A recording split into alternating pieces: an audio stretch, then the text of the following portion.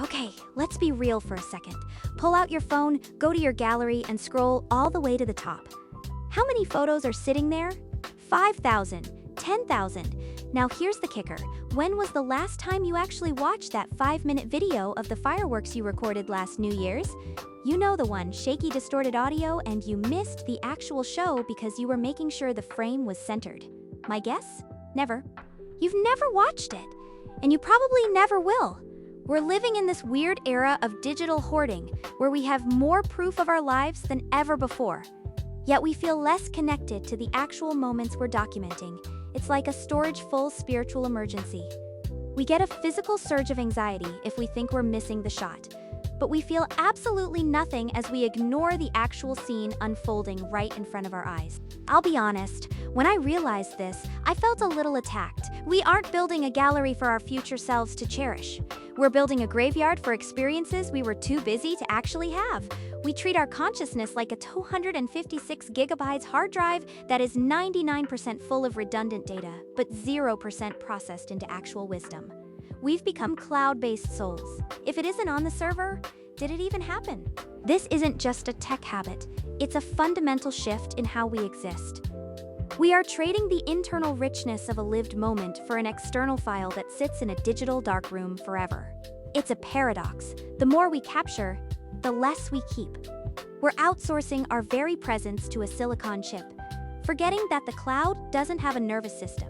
It can't feel the awe. It can only store the pixels. So where did we go wrong? To understand this, we have to go back to the roots. The word experience comes from the medieval Latin experientia, which is rooted in experire, literally meaning to go through peril or a trial. Think about that. To have an experience originally meant to survive something that endangered your previous self. If you didn't change, if you didn't come out the other side a slightly different person, it wasn't an experience. It was just an event.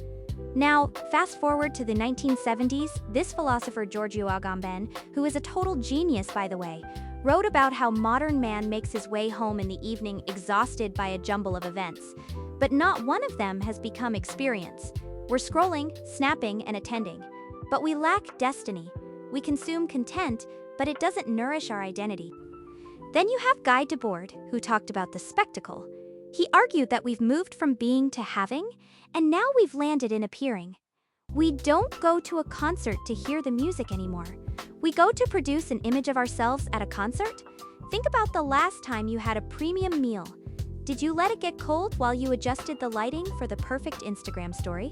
That's the spectacle in action. We've replaced living with the performance of living. We're so busy directing the movie of our lives that we've forgotten we're supposed to be the lead actors, not the camera crew. We're observing our own lives through a 6-inch screen, sacrificing the acoustic vibration and the smell of the air for a low-quality MP4 file. It's a total expropriation of the self. We are literally stealing the moment from our own eyes to give it to an audience that is probably scrolling past it in 3 seconds anyway. Now here's the part that completely blew my mind. This isn't just some old man shouts at cloud philosophical rant. There is actual hard science backing this up. It's called the photo-taking impairment effect.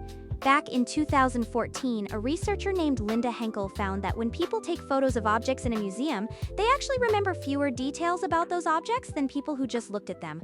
Why? Because of something called cognitive offloading. When the camera lens opens, your hippocampus, the part of your brain responsible for memory, basically decides to take a coffee break. Your brain says, "Oh, the smartphone is recording this. Cool, I don't have to." You're literally outsourcing your soul to a piece of silicon. When you press record, your brain presses delete. You aren't saving the memory. You're trading the internal experience for an external file. And let's be real, which one has more value? A grainy video or a neural pathway that changes how you see the world? I want you to do something right now. Check your screen time. That number, that isn't time spent living. That is time spent being expropriated. Every time you feel that itch to pull out your phone during a beautiful sunset, that's archival anxiety. You're scared that if you don't prove the beauty, it will be wasted. But philosophy tells us the opposite. The beauty is only wasted when you stop looking at it to find your camera app. Your brain is a muscle, not a folder. If you keep offloading your life to the cloud, your ability to actually feel your life starts to atrophy. We're creating digital twins of childhoods and vacations that we eventually remember only through screens rather than through our own bodies. We are becoming spectators of our own past. So how do we take our memories back? How do we stop the machine from stealing our experientia?